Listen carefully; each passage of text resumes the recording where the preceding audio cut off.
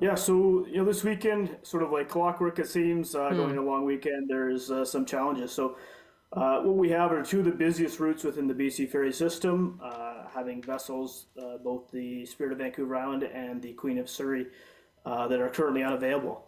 And I think, rather than looking at these as isolated incidents, we need to be looking at them as sort of a pattern, if you will. Hmm. There's a record demand, there's record revenue, but there's ongoing reliability issues, and that's, I think, a planning, a maintenance, and really structural decision making. So governance and prioritizing the services. And our members work aboard those ferries.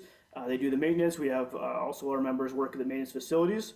Not all the work that's being done is being completed by our members, and if they have the time and the resources, we can keep these aging vessels in the water operating regularly, but we need that support from management and financial support through government as well. So I think there's been sort of a years long delay in replacing vessels. And if you look back to 2017, the BC NDP government made some campaign promises.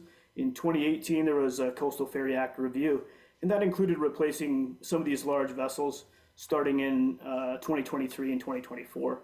And here we are in 2026, and we're looking at potential vessels from China in 2029. So there's sort of a 6 year delay, and part of that is going to have an impact on the reliability of the vessels, especially the vessels that are 40, 50 years old, which is going to be a challenge for the traveling public. But it's not something that can't be addressed with the right amount of resources and time. And that's what our crews need to keep the ferries running for people who need them. And as an islander myself, Hmm. I would like to see more reliable service for our members who are then left in front of the public trying to explain why they have to back off a ferry or why they can't get a reservation on the marine highway system. But what about maintenance? I'm really curious about that, Eric. While I have you, we are heading into the summer season now. Like, what kind of planning does there need to be when it's not a long weekend, when it's a slower period, to take a vessel off and conduct that routine maintenance? Yeah, so the goal sort of going into summer is that the vessels are no longer in the refit process. They're usually concluded by the end of May so that all vessels are ready and operational to be in the system for that real summer lift, June, July, August, September. So maintenance is supposed to be stretched out sort of in the off season, post Labor Day and pre-spring break for the most part. Spring break sort of being the first real test of the system, where a lot more vessels are online, a lot more travel. This spring break, fairly bumpy, and going into the long weekend for Easter, challenges continue. I think the caller made a good point there that planning vessels out, that was done. What we saw more than 9 years ago was a plan to replace vessels on a fairly regular basis. That plan has been delayed by about 6 years, if you will.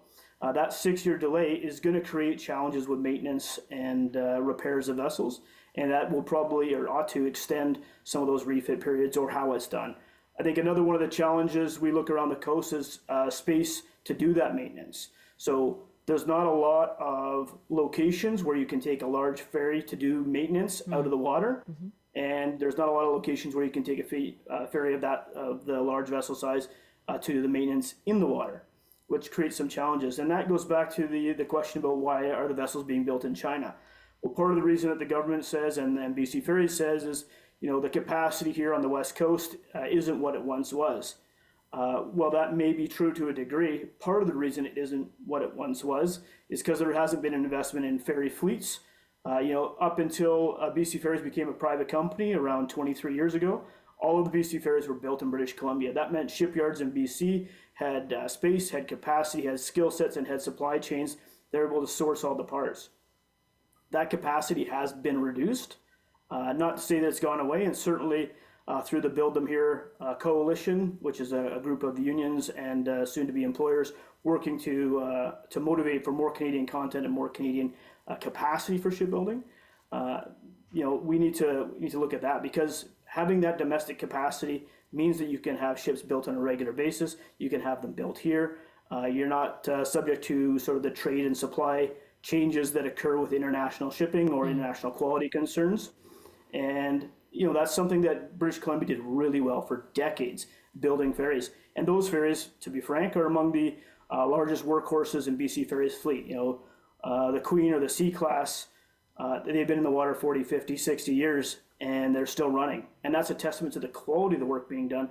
But right now, there's also space constraints on doing that repair. So investment and having Canadian content requirements through provincial and federal funding, including the Canada Infrastructure Bank, I think would go a long way to reducing the wait times for these repairs, and therefore making it so that vessels can stay in the water, and we would be able to have our own sort of domestic capacity increased and improved to something that we used to have in Canada, which and on the West Coast, which was consistent, reliable ferry service Eric, funded with public dollars in the public interest.